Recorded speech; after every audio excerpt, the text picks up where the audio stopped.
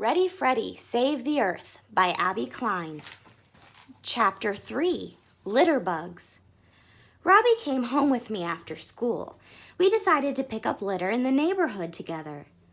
"How was your day, boys?" asked my mom when we walked through the door. "Good," we both said. "How about a snack?" "I'd love a snack," said Robbie. "Thanks, Mrs. Thresher." "Come on over and wash your hands in the sink. I want to make sure they are clean before we touch any food." We both washed our hands, and my mom started to reach for paper towels. "Wait, Mom, no!" I yelled. "Freddy, what's the matter?" asked my mom. "We need to dry our hands on a dish towel, not a paper towel." "But you always dry your hands on a paper towel." "I know, but today Mrs. Wushy was teaching us about things kids can do to help the planet. A dish towel doesn't use paper, which saves trees." "That is good thinking," said my mom, handing us a dish towel. I went to my backpack and pulled out the Earth Day Challenge paper. "See, Mom, we have to do all of these things by Friday.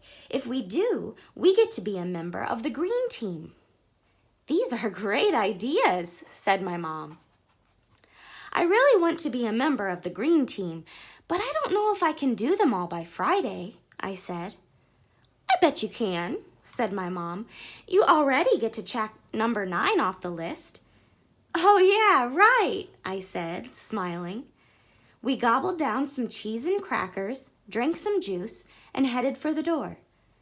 "Where are you boys rushing off to?" asked my mom. "We're going to pick up trash in the neighborhood," said Robbie. "I think it's number 5 on the list," I said. "Well, then you'd better each take a bag to put the trash in," said my mom. She handed us each a plastic bag from the grocery store. I have to remind my mom to use the cloth grocery bags, I thought. Before I could tell her, Robbie grabbed my arm. "Come on, Freddy, let's go. We're wasting time." We ran out the door and started walking down the block. "How many pieces of trash do we have to pick up?" I asked.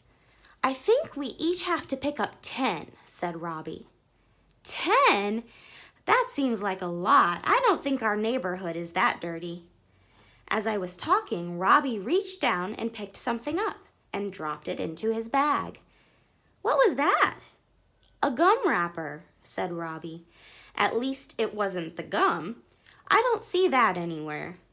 "That's because it stuck to the bottom of my shoe," I said. "Yuck," said Robbie. "That's gross." "Tell me about it," I said, trying to scrape the gum off with a stick. We kept walking, and I found a candy bar wrapper, an empty soda can, and a piece of paper. Robbie found an old battery, a paper clip, and another soda can. "Let's go to the park and see what other trash we can find," he said. "Good idea," I said. "Race you there."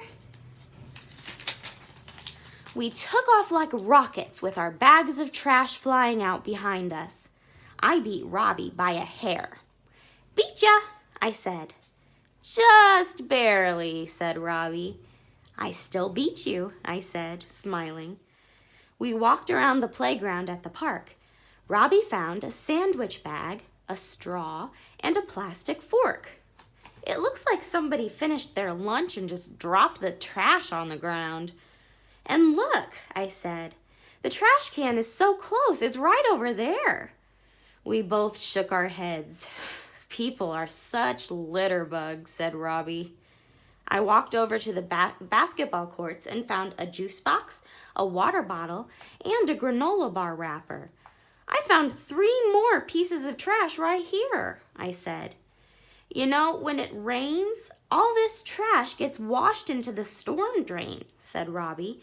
"Then it gets carried out to the ocean where it pollutes the water and makes the sea animals sick." "That's terrible," I said. "I think about all the animals here in the park," said Robbie. "A little squirrel might think a piece of trash was something to eat, but then when he put it in his mouth, he might start choking on it." "How sad! Poor little squirrel." We picked up more trash in the park and then started walking back home. Wait, we didn't check to see if we had 10 pieces of trash yet, I said. Oh, I think we have way more than 10, said Robbie. I never realized how many litter bugs we had in our neighborhood, I said. Me neither, said Robbie. We walked past Mrs. Golden's house. Her dog, Baxter, leaped off the front porch to greet us. Hey, Baxter. Hey, buddy. How are you? I said, petting his head.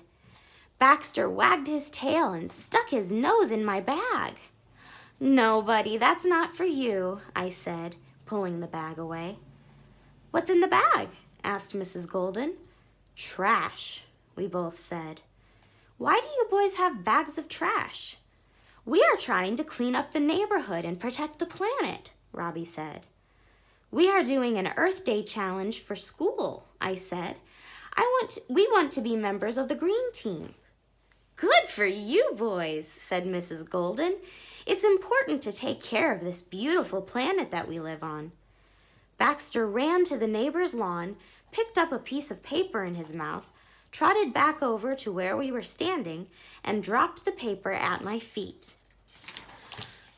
I think Baxter also wants to be a member of the green team, said Mrs. Golden. We all laughed. Good boy, Baxter, I said, rubbing his back. Thanks for the paper. I picked it up and put it in my bag. Well, we'd better be going, Mrs. Golden, Robbie said. Keep up the good work, boys, she said. When we arrived at my house, it was time for Robbie to go home. Well, now we can check off number 5 on our list, he said.